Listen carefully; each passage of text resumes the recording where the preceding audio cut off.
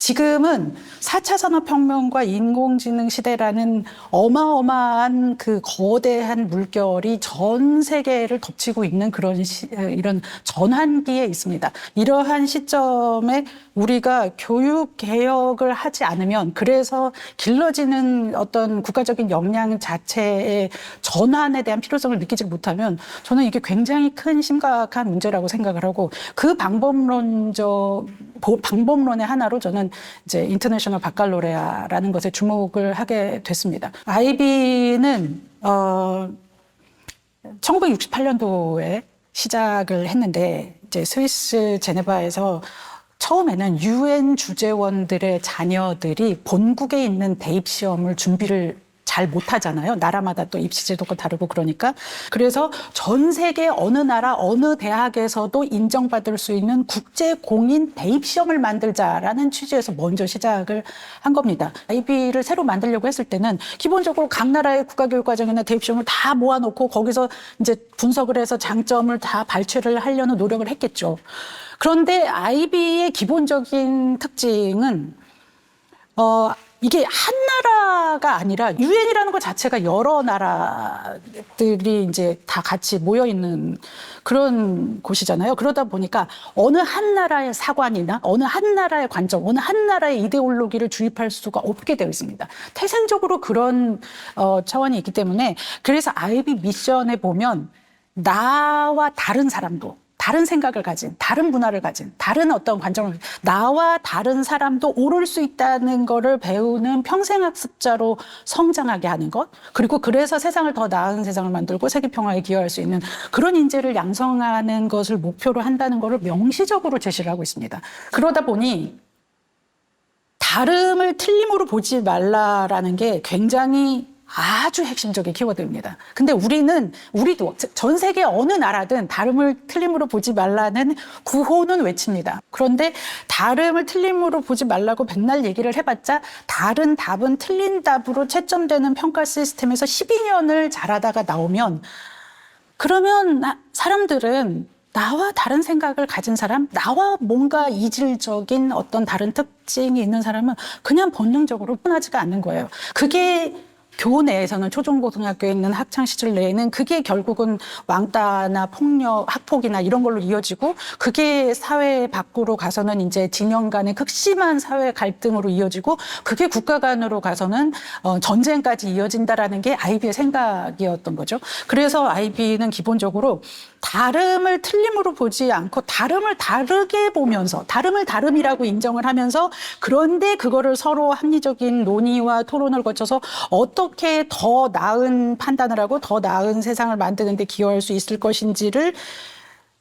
논의하고 배울 수 있고, 그거를 측정하고 평가해가지고 그런 역량이 길러지게 하는 것이 전 교육과정에 녹아들어 있습니다. 포용을 한다는 것이 꼭 동의를 하라는 얘기는 아니에요. 다른 종류의 생각을 듣고 그것에 대한 내가 반론을 제기하거나, 아니면 내가 그 논리를 보강해서 내 논리를 더 풍부하게 만들거나, 어쨌건 다름을 틀림이 아닌 다름으로 인식하고 수용하고 듣고 소통하고 이렇게 하는 것이 고득점으로 이어질 수 있는 그런 평가 체제까지를 포함을 하기 때문에, 저는 IB 교육 프로그램은 단순히 그냥 지식을 습득하고 확인하는 그런 패러다임하고는 그냥 전혀 판이 다른, 아주 철학적으로 패러다임적으로 다른 그런 교육 프로그램이라고 생각을 합니다.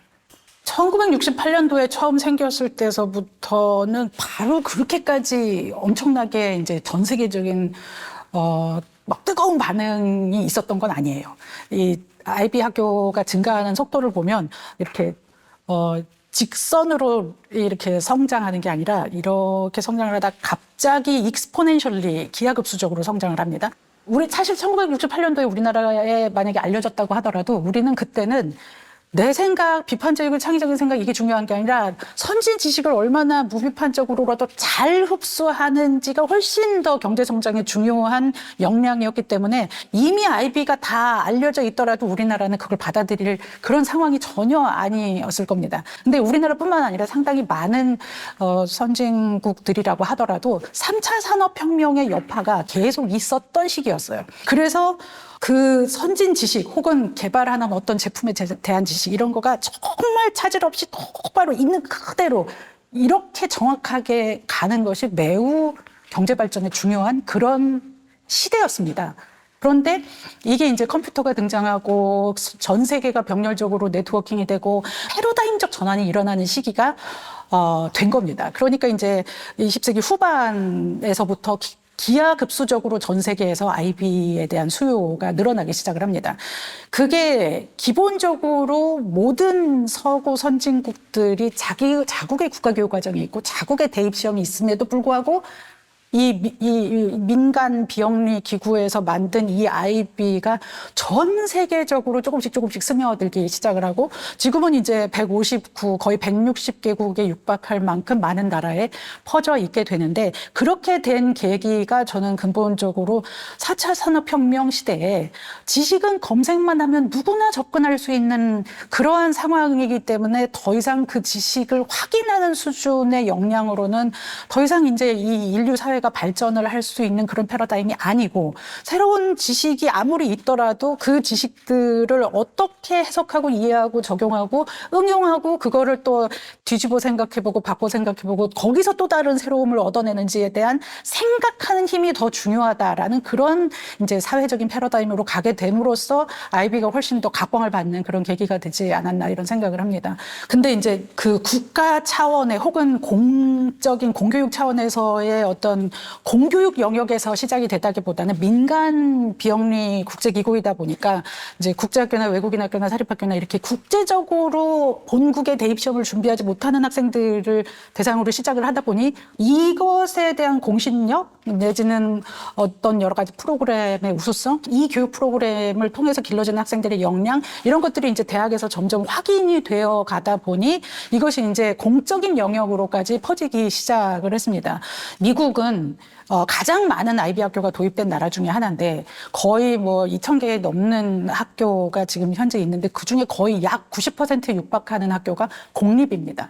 IB를 한번 상상을 해보세요. 처음에 이제 그런 교육 대입 시험과 교육 프로그램을 만들겠다라고 했을 때 UN 주재원들 자녀들을 위해서 처음에 생겼다라고 했으니까 근데 UN이 뭐냐면 공식 언어가 영어 불어 스페인어로 운영이 되는 그런 국제기구다 보니까 IB도 처음서부터 영어 불어 스페인어로 운영이 돼 왔고요. 우리나라 같은 경우는 이게 영어로만 운영이 되다 보니까 이게 국제학교나 외국인 학교 혹은 내지는 뭐 영어 교육 프로그램, 영어를 잘하는 어떤 외고 프로그램 이런 걸로 막 인식이 되고 있는데 미국은 언어 문제가 없으니까 전혀 그럴 필요가 없잖아요. 시카고의 대학에서 자체적으로 한 연구 중에 저소득층이 일반 학생들에 비해서 대학 진학률이나 여러 가지 지표가 한 20% 정도 격차가 있었는데 IB를 하니까 일반 아이들도 뭔가 상승을 하지만 저소득층 아이들이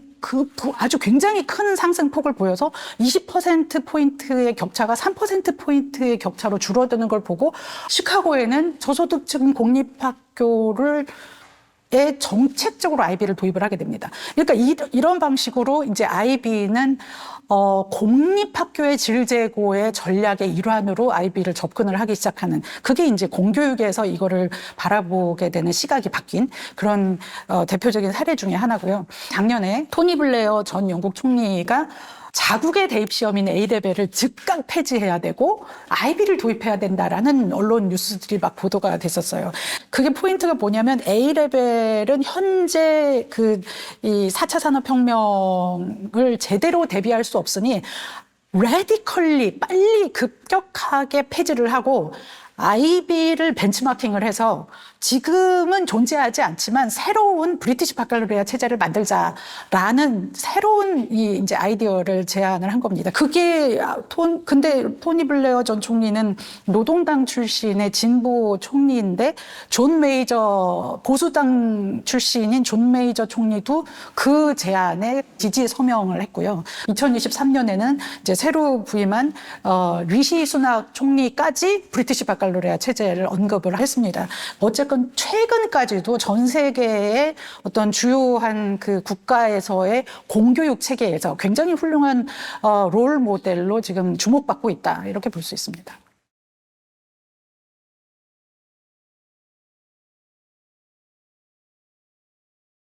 사실 홍익인간을 가만히 들여다보면 널리 인간을 이롭게 한다라는 그 가치가 아이비에서 추구하고자 하는 가치와 크게 다르지 않습니다. 그래서 사실은 아이비가 추구하는 방향, 근본적으로 쳐다보는 그 디렉션과 우리나라 국가교육과정이 추구하고자 하는 가치와 기르고자 하는 역량이 저는 크게 다르지 않다라고 보는데 너무나 뚜렷하게 다른 것이 저는 평가라고 봤어요. 시험이 바뀌어야 교육이 바뀐다. 그런데 이런 시험이 있다. 그리고 이 시험은 우리나라 국가교육과정의 역량을 훨씬 더 정확하고 제대로 측정하는 데 도움을 줄 수 있는 그런 패러다임이다라는 걸 강조를 하면서 이제 이거를 언급을 하기 시작하니까 많은 사람들이 아이비를 평가에 주목하기 시작을 했어요. 논술이고 프로젝트고 막 이런 정성평가인데 근데 그럼에도 불구하고 전 세계에서 수십 년 동안 채점의 공신력을 인정받고 있다라는 그런 사실에 이제 사람들이 주목을 하기 시작하면서 우리나라에서 우리가 벗어날 수 없는 것 중에 하나가 객관식 평가에 대한 신뢰성을 그걸 놓칠 수 없기 때문에 우리가 객관식을 좋아해서가 아니라 그 신뢰도 있는 평가라는 그거 하나 때문에 우리가 객관식을 놓지 못하고 있었는데 그런데 신뢰성이 있으면서 공정성이 있으면서 타당성까지 다 가지고 있는 그런 평가 체제가 있다라는 그것이 또 전 세계에서 수십 년 동안 검증된 공신력까지 있다라고 하는 평가 체제라고 하니까 이제 우리나라 공교육에서도 주목을 하게 되지 않았나 이런 생각을 합니다. 저는 아이비 디렉터 제너럴이 저한테 했던 말이 잊혀지지가 않는데 다른 건 다 몰라도 아이비가 전 세계의 공신력을 얻고 있는 것은 채점의 질 관리 때문입니다. 그래서 한국에서 어떠한 요구를 하셔도 우리는 채점의 질 관리만큼은 포기할 수가 없습니다. 이런 얘기를 했어요. 그래서 제가 그거 절대 포기하지 마셔라. 그것 때문에 우리가 아이비를 하는 거다라는 그런 이제 협상장에서 그 대화가 저는 생각이 나는데요. 채점의 질 관리가 공정하게 진행되는 것 때문에 전 세계에서 아이비의 점수를 수십 년 동안 인정하고 있는 거거든요.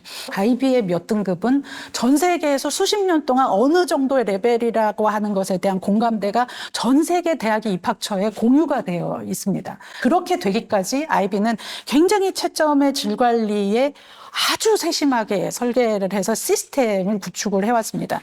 일단 아이비는 이그제미너가 있고 시니어 이그제미너가 있고 프린시플 이그제미너가 있고 치프 이그제미너가 있고 다 단계별로 역할과 기능이 책임이 다 다르게 되어 있습니다. 이그제미너는 채점관은 보통은 많은 경우 교사들이 지원을 합니다.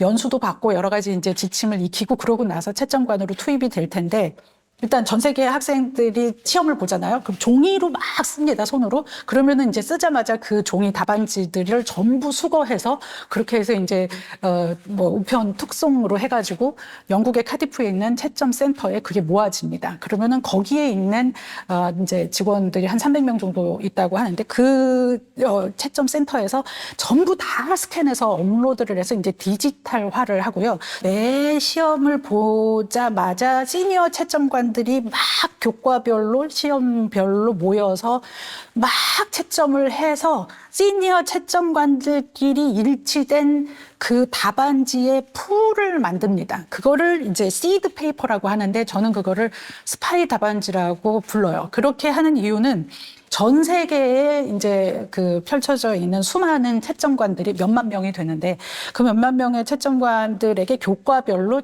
답안지들이 할당이 되는데 온라인으로요.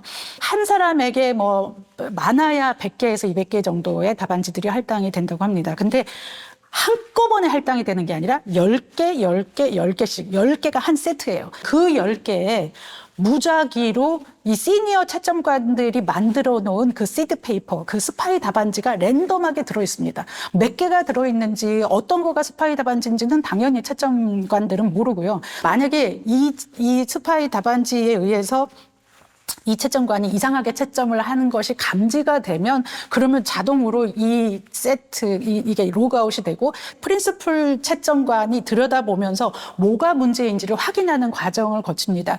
이게 채점관의 자격을 박탈해야 하는 수준인 건지 아니면은 뭐 연수를 받아서 다시 훈련을 해야 되는 그런 수준인 건지를 최종적으로 판단을 프린시플 이그제미너가 해서 그런 결정을 해가지고 이제 조치를 취하고요. 이견이 있을 수 있는 채점은 이제 2명 이상의 교차 채점을 또 진행을 하기도 하는데 그런 채점관들 간의 이견이 있을 경우에 최종적으로 판단하는 역할을 하는 분이 이제 프린시플 채점관인데요.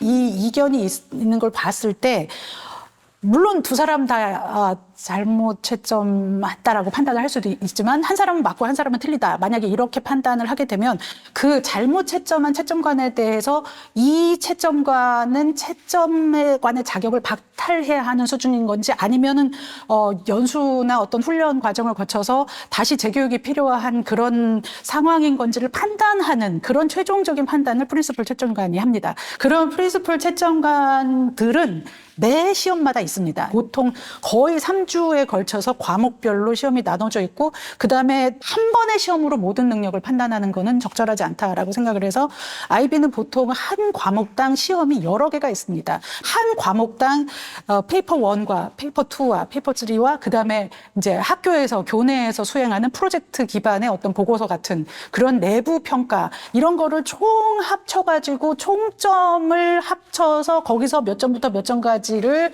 1등급으로 하자, 뭐 몇 등급으로 하자. 이 등급을 정하는 것의 최종 책임자가 치프 이그제미너예요. 아이비는 7등급 절대평가고 7점이 가장 높은 등급입니다. 7등급을 받는 그 수준의 역량은 어느 정도 역량이어야 한다라는 그 절대치의 성취 기준은 수십 년 동안 일관되게 있어 왔습니다. 그러다 보니 해마다 시험을 치르는 학생이 다르잖아요. 그러다 보니 그 등급에 속하는 학생의 숫자가 바뀝니다. 올해 시험 문제를 분석을 했을 때 채점을 해보니 올해 시험 문제는 예를 들어서 난도가 조금 뭐 높고 난도가 조금 낮고 뭐 이런 여러 가지 것들을 채점을 하는 채점관들이 판단을 할 수가 있거든요. 그러면 페이퍼 1과 페이퍼 2와 페이퍼 3와 인터널 어세스먼트까지를 전부 다 합산을 해서 100점 만점으로 했는데 올해는 난도가 어떻고 그러니 예를 들어서 작년은 84점부터 7등급 했는데 올해는 87점부터 하는데 이런 식의 조정을 하는 최종 판단을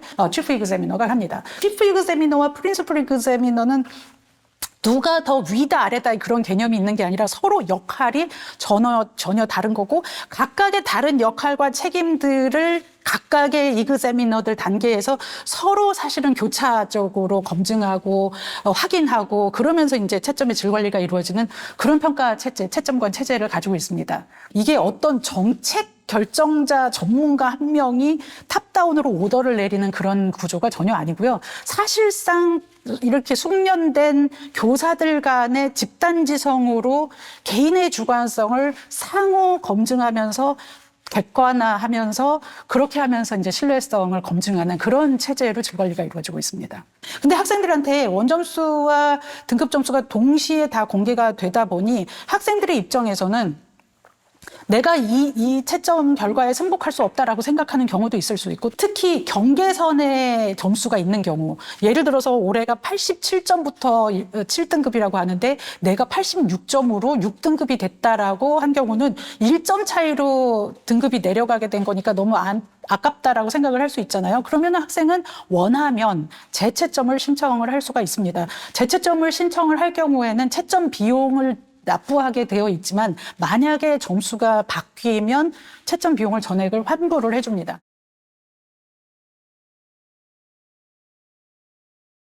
아이비 채점 연수를 저는 이제 3일짜리 연수를 하는 그 워크숍에 참여를 했었는데 진짜 3일 내내 아침부터 저녁까지 계속 답안지를 나눠줬어요. 답안지를 나눠주고 그 자리에서 채점을 시킵니다. 채점을 하게 하면 채점 루브릭을 칠판에 해놓고 각 그 점수 구간별로 어떻게 채점을 해야 되는지 말로는 설명을 하지만 그 말로 설명을 하는 것이 곧 나의 채점으로 이어지는 것이 보장이 되지는 않잖아요. 누구는 10점 만점에 7로 채점하고 누구는 10점 만점에 6으로 채점해요. 그러면 7과 6을 가르는 그 기준은 굉장히 애매할 수 있잖아요. 그러면 왜 나는 7점을 줬는지 왜 6점을 줬는지를 서로 토론하게 하고요.